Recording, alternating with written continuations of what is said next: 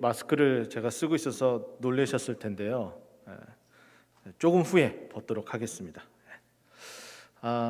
오늘은 어린이날입니다. 신문지상을 통해서 여러분이 보셨던 것처럼 올해 어린이날은 99회를 맞이했습니다. 1923년 5월 1일 바로 소파 방정환 선생님을 기준으로 해서 그 선생님을 통해서 많은 사람들에게 어린이날을 기념하는 일들이 시작이 되었고 1945년에 들어가서 본격적으로 5월 5일이라는 날을 기념을 해서 어린이날을 지키기 시작을 했습니다. 1973년은 이날을 기념일로 정하고 1975년에는 이 5월 5일을 휴일로, 공휴일로 지정을 해서 온 가족이 아이들과 함께 즐거워할 수 있는 날로 만들었습니다. 어린이날 2년 동안 우리 아이들이 마스크를 이렇게 착용하고 어린이날을 즐겁게 놀지 못하는 것이 못내 안타깝고 아쉬운 마음이 좀 들기도 합니다. 하지만은 전혀 걱정할 필요가 없는 것 같아요. 우리 아이들은 너무나 해맑고 그리고 너무나 똑똑하고 우리가 생각하는 것보다 너무 잘 적응하고 있다는 겁니다. 제가 왜 지금 마스크를 착용하냐면은 오늘 오전에 말씀을 준비를 하고 그리고 제 사랑하는 아들 그리고 딸 우리 자녀들과 함께 놀이터에 잠깐 놀러 나갔습니다. 놀이터에 갔더니 아이들이 놀이터에서 막 놀더라고요. 아이들이 놀이터에서 노는데 술래잡기를 합니다.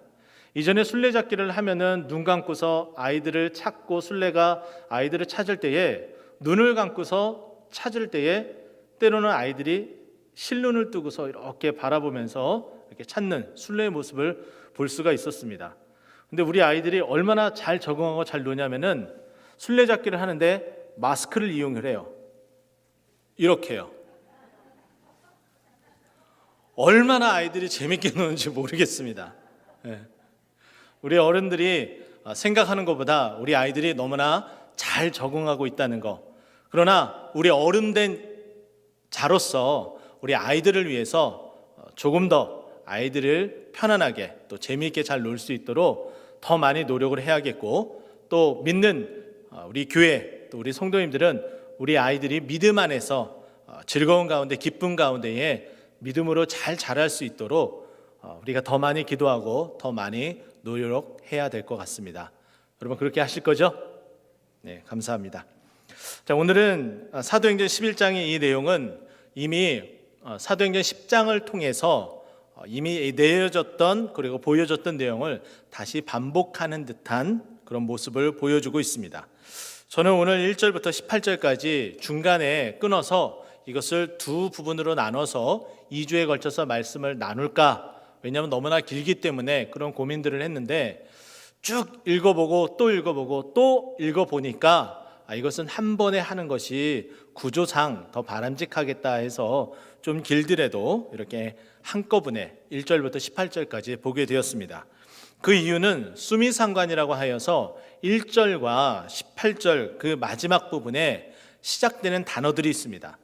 그것은 어떤 단어냐면은 동사인데요. 1절에 보면은 들었더니라는 동사가 나오고 18절에도 그 시작을 보게 되면 그들이 이 말을 듣고라고 이야기를 합니다. 들어서 이 이야기가 시작이 되고 그리고 들어서 이 이야기가 마무리가 되어집니다. 헬라어 본문을 보더라도 이 들었다라는 이 표현을 맨 앞에 두면서 1절과 18절 맨 앞에 둠으로 말미암아 바로 들었던 이 이야기가 시작되고 마무리되어지는 것을 볼 수가 있습니다. 그런데 이 1절에 나타나는 들었다는 이 내용은 당사자 그리고 이해관계가 되어진 그 사람으로부터 직접 들은 이야기가 아니라 간접적으로 소문을 들은 내용이고 그리고 18절에 나타나는 그들이 이 말을 듣고 라고 되어진 이 들었다라는 이 표현은 이해 당사자가 직접적으로 들었던 내용입니다. 1절에서 이해 당사자가 직접 듣지 못하고 간접적으로 들었을 때는 어떠한 오해가 생기냐면은 2절에 보면은 비난하여라는 내용으로 오늘 본문의 사건이 전개가 되어지고 그러나 직접적으로 이 이야기를 들었을 때 18절 말씀 보면은 하나님께 영광을 돌려라고 비난해서 영광으로 바뀌어지게 됩니다.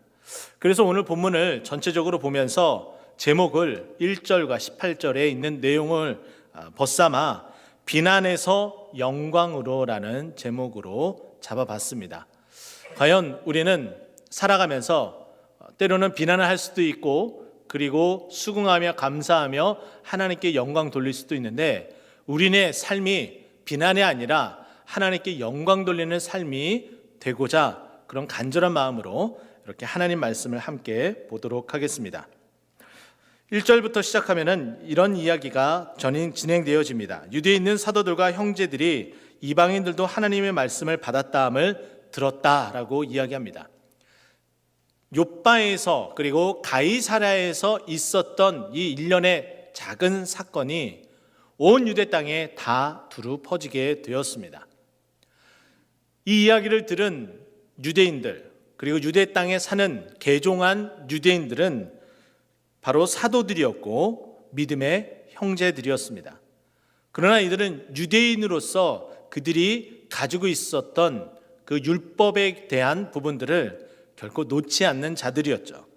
그래서 그들은 이 이야기를 듣고 나서 이것은 무엇인가 잘못되었다 여겨지며 이것을 책잡으려고 베드로에게 다가가서 힐난하기 시작을 합니다.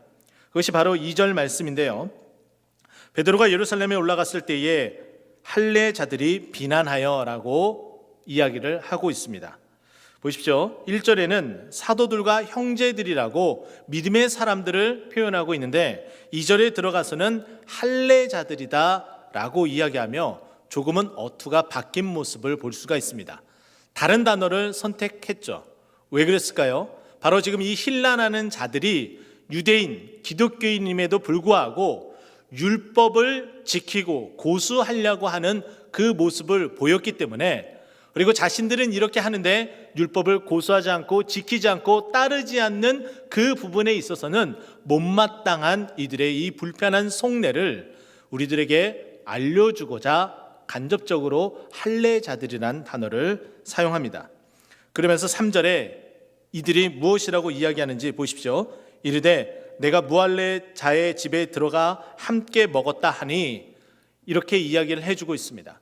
지금 할례자들이 지금 베드로가 한 행동에 대해서 힐난하고 질책을 합니다. 근데 그 질책하는 내용을 보니까 이런 거예요. 나는 할례자들이고 믿음의 사람인데 지금 베드로 너는 유대인임에도 불구하고 너도 할례를 받지 않았느냐? 그런데 너는 왜 율법에 말하고 있는 무할례자 이방인들과 함께 식사해서는 되지 않는데 너는 왜 그곳에 가서 무할례자들과 함께 식사를 했느냐? 왜 이방인들과 식사를 했느냐? 이것을 따져 묻는 겁니다. 참 희한하게도 1절에 보게 되면은 하나님의 말씀을 받은 것에 대해서 어떻게 그런 일이 벌어지는지 질문하고 놀라워하고 감사해야 되는 것이 어떻게 보면 인지상정이며 정상인데 오히려 그렇게 하지 않고 하나님의 말씀을 받았다. 그리고 하나님의 그 말씀으로부터 이들이 구원의 열반에 이르게 되었다. 이것은 온데간데 없고 오히려 지금 무할례자들과 율법을 지키지 않은 것에 대해서 질책하며 자신들이 율법을 고수한 부분 그리고 율법을 지키며 믿음 생활하는 부분에 있어서 우월감을 나타내려고 합니다. 이 부분은 마지막 15절 17절에 들어가서 최후 변론을 통해서 이들이 가지고 있었던 생각을 다 뒤집어 놓습니다. 15절부터 보면은 이렇게 이야기합니다. 내가 말을 시작할 때에 성령이 그들에게 임하시기를 처음 우리에게 하신 것과 같이 하는지라. 지금 이 말을 들은 할례자인 사도들과 형제들이 하나님으로부터 그 믿음 가운데 있을 때에 성령을 받았던 경험이 있는 거예요. 근데 그 경험을 베드로와 같이 했습니다. 근데 그 같이 한 것을 오늘 말씀을 통해서 다시 베드로가 설명하면서 내가 그리고 무할례자들에게 가서 그와 같은 일을 했다고 했는데 그것은 놀라울 일이 아니고 그리고 질책할 일이 아니고 비난할 일이 아니다. 오히려 나와 그리고 여러분과 함께 받았던 그 성령의 역사가 그들에게도 동일하게 나타난 것이기에 이것은 하나님이 하신 일이다라고 설명을 재차 해주고 있는 것이죠. 그러면서 16절에 보면은 내가 주의 말씀에 요한은 물로 세례를 베풀었으나 너희는 성령으로 세례를 받으리라 하신 것이 생각났다라고 재차 다시 한번 연이어서 설명을 합니다. 이 16절에 나타나는 요한의 세례를 받고 그 이후에는 성령의 세례를 받게 된다, 그것을 기다려야 된다라고 이 설명한 내용은 사도행전 1장 5절에 예수님께서, 그 부활하신 예수님께서 승천하시기 전에 하셨던 말씀이에요. 내가 이제 곧 있으면 승천하게 될 텐데 너희들은 요한의 세례를, 물세례를 받았는데 이제 내가 떠나가게 되면은 성령을 보내줄 것이고 그 성령으로 말미암아 너희들이 성령 세례를 받을 것이다 라고 말씀하신 그 말씀이 바로 베드로는 지금 고넬료의 가정 가운데 있었던 이 일로 정확하게 인지하고 생각했던 거예요. 그래서 이것은 비난하고 힐난한 대상이 아니라 오히려 성령의 역사이고 하나님께서 우리에게 임한 증거임을 재차 다시 한번 강조를 합니다. 17절에 들어가서 그런즉 하나님이 우리가 주 예수 그리스도를 믿을 때에 주신 것과 같은 선물을 그들에게도 주셨으니 내가 누구이기에 하나님을 능히 막겠느냐. 이것은 하나님의 하신 일이다. 이방인들로부터 구원에 이르게 하는 그 성령의 역사가 나타난 것은 이것은 하나님의 일이기에 어느 누구도 막을 수가 없다. 너희들도 막을 수가 없다. 마지막 이 힐난에 대한 증거를 내놓고 마지막 최후 변론을 이렇게 하게 됩니다. 이 말을 듣고 나서 그제서야 자신들이 경험한 그 성령의 역사, 그리고 부활하신 예수님께서 하늘로 승천하시기 전에 하셨던 그 말씀도 그들도 다 알았기 때문에 이것은 틀림없는 하나님의 역사임을, 그리고 베드로가 경험했던, 그리고 그들과 함께 있었던 그 일이 전혀 허무맹랑한 것이 아니라 다 증인으로부터 다 전달되어진, 그리고 자신들이 들은 내용이기에 그들의 힐난, 질책했었던 그 마음이 18절에 들어서 하나님께 영광 돌리는 모습으로 바뀌게 됩니다. 저는 여기서 또 한 가지 여러분과 함께 나누고 싶은 것은, 우리가 어떤 일을 생각하고 판단할 때에 가장 우선시 되는 것은 사실이냐 사실이 아니냐, 그것을 먼저 따져 물어야 됨에도 불구하고 저를 비롯한 많은 분들이, 그러지 않은 분들도 계시겠지만은 이 사람의 감정이 먼저 앞서게 됩니다. 사실은 온데간데 뒷전으로 해놓고 자신의 감정이 더 우선시 되는 거예요. 그래서 이 감정이 그것을 수용 못하면은 그것을 도무지 받아들이지 못하는 거예요. 다른 사람은 다 받아들임에도 불구하고 본인만 그 감정으로 인해서 그것을 수용하지 못하는 일들을 겪게 됩니다. 혼자만 바보이고 혼자만 힘든 삶을 살게 되는 거예요. 그래서 저는 여러분들에게 이렇게 말씀드리고 싶습니다. 어떠한 일들에 있어서 감정적으로 다가가기보다는 조금 더 이성적으로 내 감정은 조금 내려놓고 이것이 정말 그러한지 그러하지 않는지, 하나님의 말씀을 상고하였던 베레아 사람들이 그 말씀이 그러한지 그러하지 아니했던지 정확하게 판단하고 그를 통해서 그 믿음 가운데 있었던 그 모습처럼 우리도 감정을 내려놓고 말씀을, 그리고 어떠한 사실을 그대로 받아들이고 그리고 수용하는 저와 여러분 되길 소망합니다. 그래야지 우리가 비난만 할 것이 아니라 정확하게 사실을 알고 그리고 영광을 돌릴 수 있기 때문입니다. 연이어서 이제 다시금 4절부터 다시 돌아갈까요?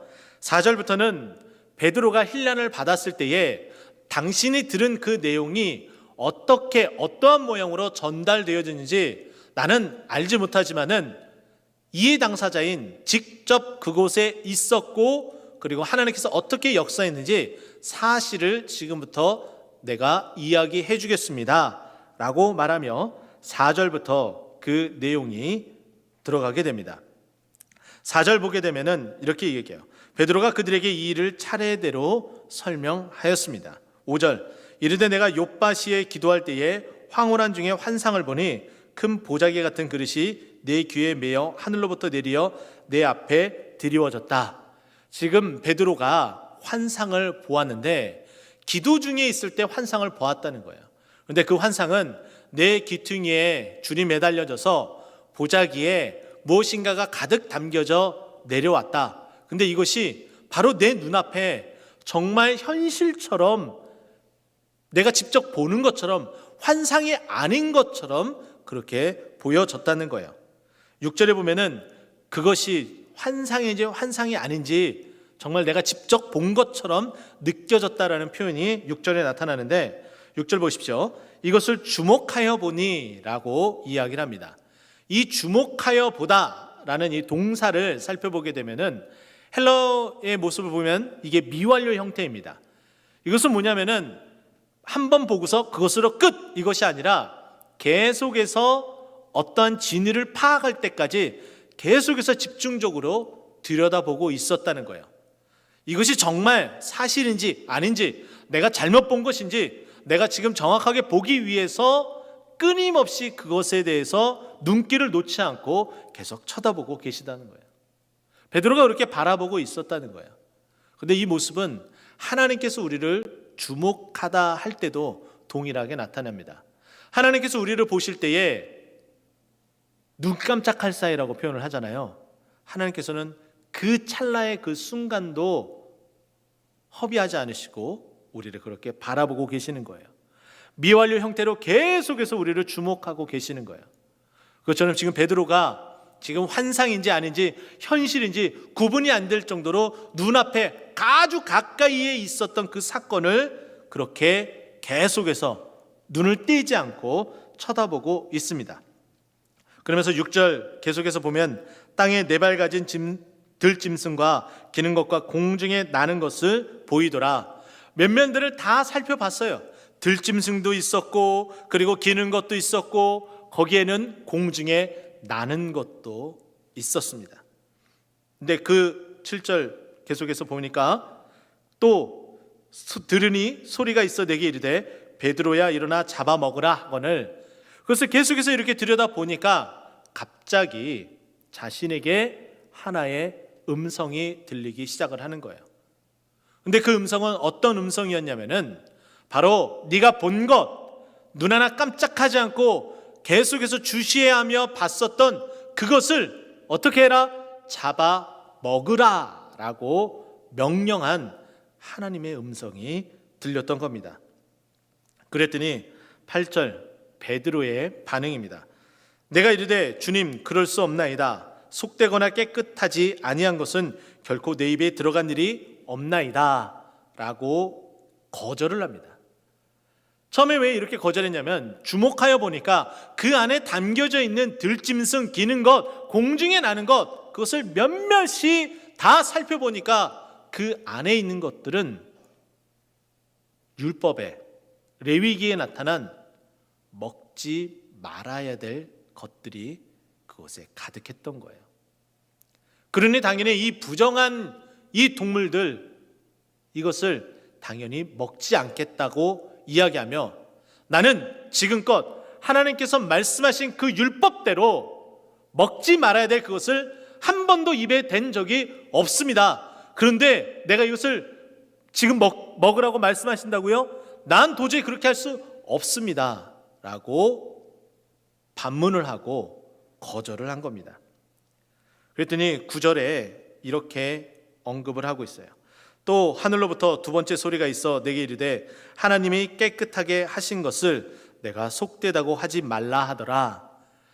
하나님께서 너 베드로에게 이것을 먹으라고 한 것은 더럽고 먹지 못할 것을 너에게 먹으라고 한 것이 아니다. 네가 보기엔 그리고 율법에 언급된 대로 네가 보이는 대로 지금 생각하고 있는 그 동물들, 기는 것들, 그리고 새들은 당연히 잡아먹지 못할 부정한 동물인데 그런데 내가 이것들을 부정하다 하지 않고 이제 정하다, 깨끗하게 했다. 나는 이것을 창조한 하나님으로서 이것이 깨끗함을 너에게 알려주고 선포하니 너는 이것을 이제 부정하다 하지 말고 내가 명령한 대로 잡아 먹으라 라고 이렇게 말해 주십니다. 그리고 나서 10절 베드로에 있었던 이런 일이 있었던 그 내용을 이제 마지막으로 증언을 합니다. 이런 일이 3번 있은 후에 모든 것이 다시 하늘로 끌려 올라가더라.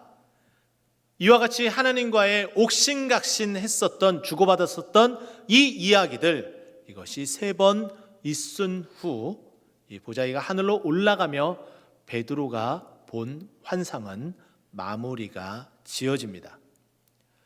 그리고 나서 깨어보니 이것이 도대체 어떠한 일인지 참으로 궁금했겠죠. 왜 나에게 하나님께서 이와 같은 환상을 보여줬을까? 생각할 틈도 주지 않고 11절에 연이어서 성령의 역사가 실제적인 삶에서 나타나게 됩니다. 11절 보니까 이렇게 언급이 돼요. 마침 3사람이 내가 유숙한 집 앞에 서 있으니 가이사랴에서 내기로 보낸 사람이라. 고넬료 집에서 고넬료가 있었던 그곳 가이사랴 빌립보, 그곳에서 고넬료가 베드로를 청하기 위해서 3사람을 보내게 됩니다. 그 환상이 딱 마무리가 되자마자 노크 소리가 들렸겠죠. 이게 무슨 일인가 화들짝 놀라고 시간이 지나며 정리가 되고 생각해 보니까 이것은 하나님께서 보내신 거구나. 그것을 깨닫고 그것을 누가는 우리에게 알려주고 있습니다. 12절 말씀, 성령이 내게 명하사 아무 의심하지 말고 함께 가라 하시매 이 6 형제도 나와 함께 가서 그 사람의 집에 들어가니. 3사람이 찾아와서 청하게 됩니다. 이 청한 것은 무엇이냐면은 지금 이 이후에 나타나게 된 고넬료가 본 환상을 또다시 설명을 해주는데, 이 성령의 역사를 가운데 두고서 바로 윗부분에는 베드로가 본 환상, 그리고 아랫부분은 고넬료가 본 환상으로, 그리고 그 가운데에 성령이 역사에서 둘이 연결시켜주는 부분으로 오늘 본문은 이야기를 해줍니다. 근데 그 성령이 어떻게 명하사 네가 지금 너에게 찾아온 이 3사람에 대해서 의심하지 말고 그대로 가라. 근데 가게 되는데 어떻게 해요? 지금 이 6 형제도 라고 되어져 있습니다.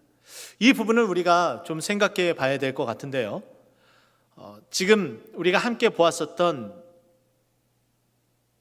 유대인 사도들 형제들, 율법에 따라서 모든 것을 판단했었던 율법주의 기독교인들, 바로 그들이 혼란했었던 그 이유에 대해서 다 말씀드렸습니다. 근데 이들이 이런 생각을 하게끔 만들었었던 이유는 바로 소문만 들었기 때문인데, 이제는 이 이야기를 점차 들으며 이것은 하나님이 성령이 역사하는 것임을 깨닫고 점점 그 방향으로 흘러가는 가운데 있습니다. 그런데 이 부분은 이 6명의 형제다라고 이야기하는 부분은 이 일의 증인이 되는 거예요. 베드로와 함께 6명이 지금 예루살렘에 다시 왔을 것으로 추정하고 있습니다.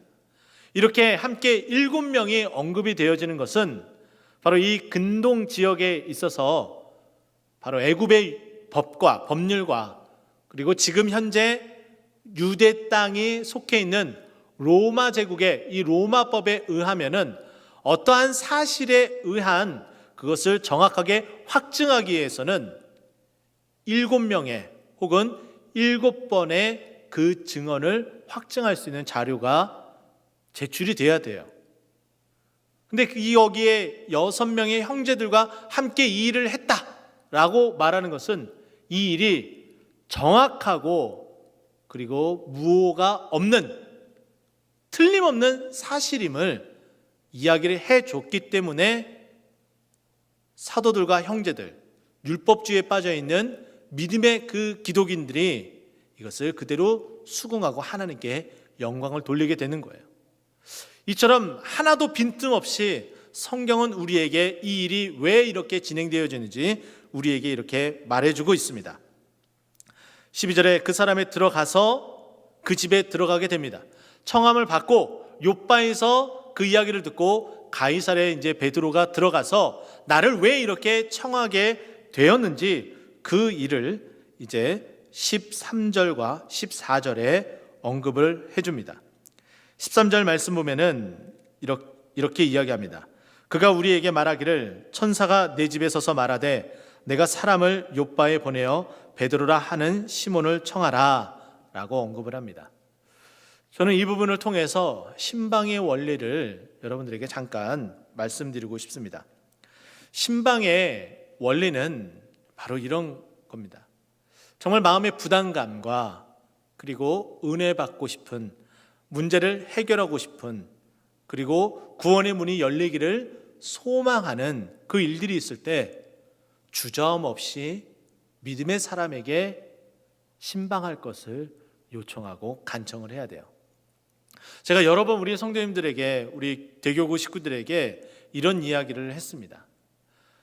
여러분들이 신방을 요청을 해야지 제가 바쁩니다.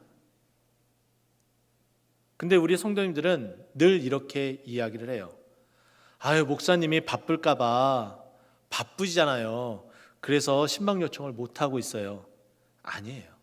신방 요청을 해야지 바쁜 거예요. 그래서 조금은 반어법적으로 제가 이렇게 말씀을 드렸는데, 우리 대교구 식구들은 제발 저를 귀찮게 해주세요 라고 말씀을 드렸습니다. 이 귀찮게 한다라는 것이 조금은 어감이 안 좋을 수 있는데, 그만큼 요구를 많이 하시라 라고 말씀을 드린 겁니다.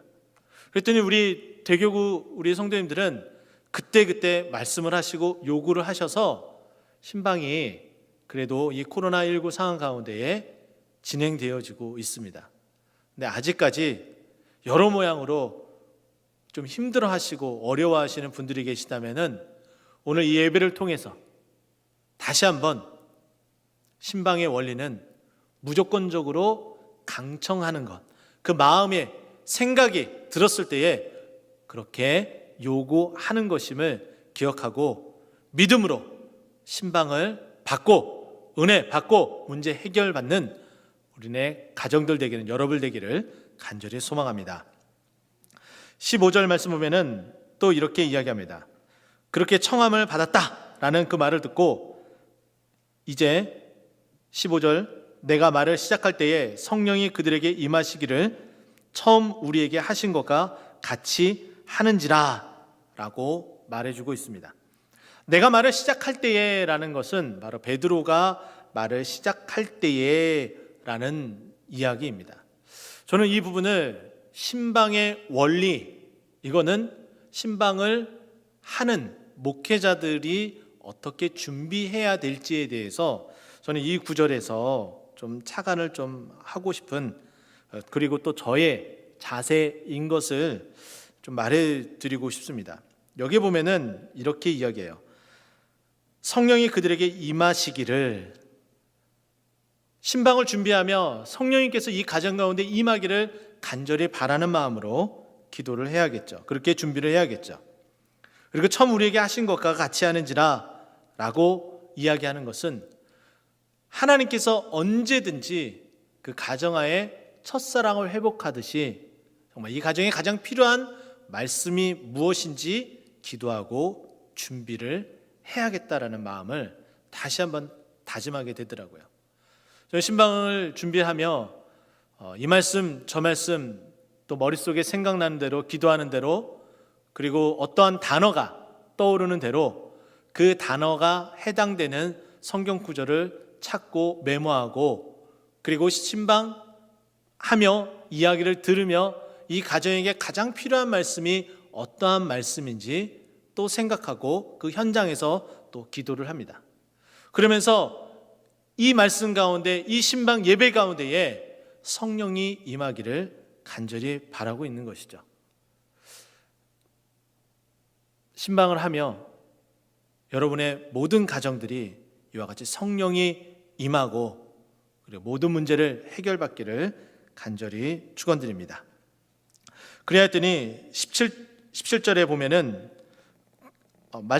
제가 말씀드렸던 것처럼 이와 같은 일들이 벌어지게 되니까 도저히 하나님이 능히 하신 일을 막을 수 없게 되고, 이 이야기를 모두 다 전해 들은 1절에 나타난 사도들과 형제들은 결국은 잠잠하고 하나님께 영광 돌림으로 오늘 본문이 이렇게 마무리가 되어집니다. 여러분 어떻습니까? 여러분들은 그저 주위에 수많은 이야기들이 들릴 때에 그 말을